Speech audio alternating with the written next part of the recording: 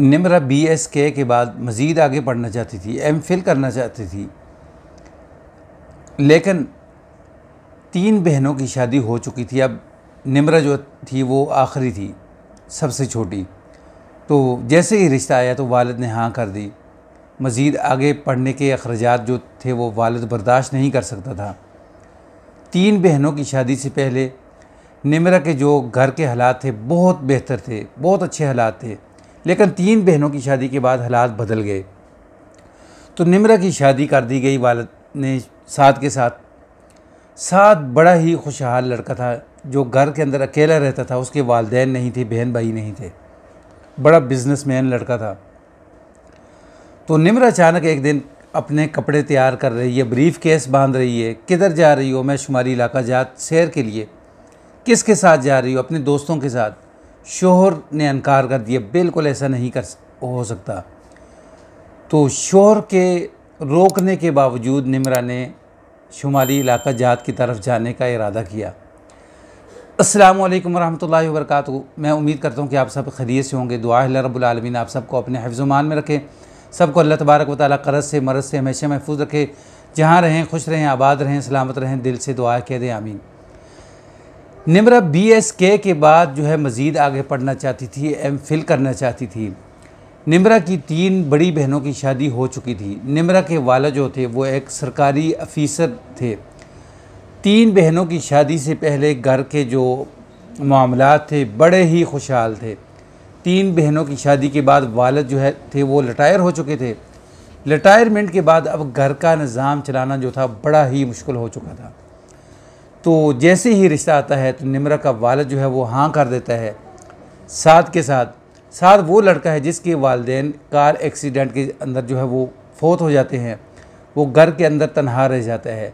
तो उसको ज़रूरत होती है किसी औरत की, तो उसको जल्दी होती है, इसलिए जल्दी के अंदर शादी कर दी जाती है। शादी के बाद पहले जो 1.5 साल है बड़ा खुशहाली का गुज़रा।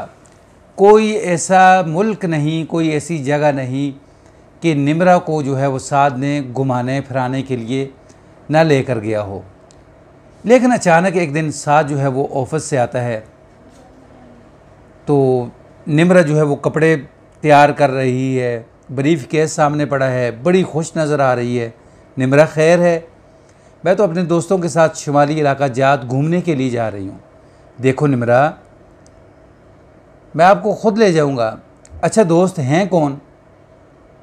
4 हम सहेलियाँ और 6 हम सहेलियाँ और 4 जो हैं वो लड़के हैं। शोहर ने कहा नहीं, बिल्कुल ये ऐसा नहीं हो सकता। हाँ, मैं आपको ड्राइवर भी देने के लिए तैयार हूँ, गाड़ी भी देने के लिए तैयार हूँ जी। अगर आप लड़कियाँ जाना चाहती हैं तो मेरी तरफ से इजाज़त है, आप जा सकती हैं। तो निम्रा कहती नहीं, हमने अपने दोस्तों के साथ ही जाना है जो हमारे क्लास फेलो हैं, इकट्ठे हमने जो पढ़ा है। फिर साद ने कहा देखो, अगर साद टीचर होता फिर भी मैं आपको ना रोकता, लेकिन लड़कों के साथ ये मेरा दिल मुतमैन नहीं। साद और निम्रा जो थे ये कोई मजहबी लोग नहीं थे, ये आम खुले जहन के लोग थे। लेकिन साद के इनकार के बावजूद निम्रा ने कहा कि मैंने जाना ही जाना है। तो साद ने इनकार किया। उसने कहा कि देखो कि मैं गाड़ी देने के लिए भी तैयार हूँ, ड्राइवर देने के लिए भी, तमाम अखराजात जो है वो अपने जेब से मैं देने के लिए तैयार हूँ। आप ऐसे ना करो, मैं आपको ख़ुद ले जाऊँगा। तो उसने कहा नहीं, मैं इसी टूर के साथ जाऊँगी। तो साद ने बिलाखिर तलाक दे दी। तो अब ये लड़की अपने वालिदैन के घर जाती है, वहाँ जाकर जॉब शुरू करती है, मेहनत शुरू करती है। इसको पता चलता है कि जॉब और मेहनत कितनी मुशक्क़त काम है। साद के साथ वो बड़ी खुशहाली की ज़िंदगी गुजार रही थी। उसका अपना बिज़नेस था, अपना कारोबार था। तो अब पूरा इसने 1.5 साल मेहनत की कि मैं फिर टूर के लिए जाऊंगी अपने इसी तरह दोस्तों के साथ। लेकिन जब 1.5 साल मेहनत करने के बाद कुछ पैसे जोड़े तो इसने अपने उन्हीं यार दोस्तों से फ़ोन के ऊपर रब्ता किया जिनमें से 4 की शादी हो चुकी थी। तो उन्होंने तो साफ इनकार कर दिया, नहीं। जो बाकी थे तो उन्होंने कहा जी हम तो अपने जॉब के ऊपर हैं, हम जॉब छोड़ के नहीं जा सकते हैं।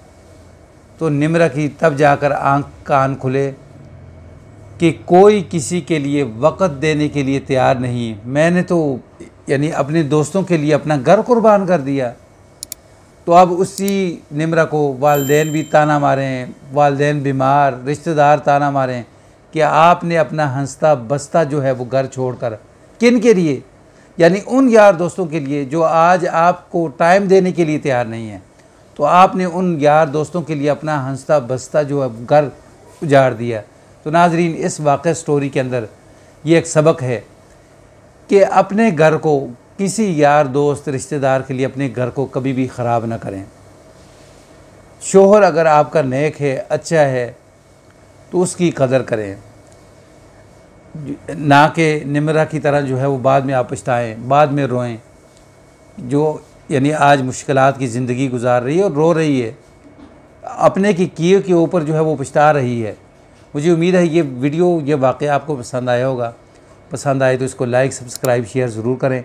बेल के बटन को दबा के रखें ताकि आने वाला हर नया वाक़या, नई स्टोरी जो है वो आपको मिल सके। अस्सलामु अलैकुम वरहमतुल्लाह।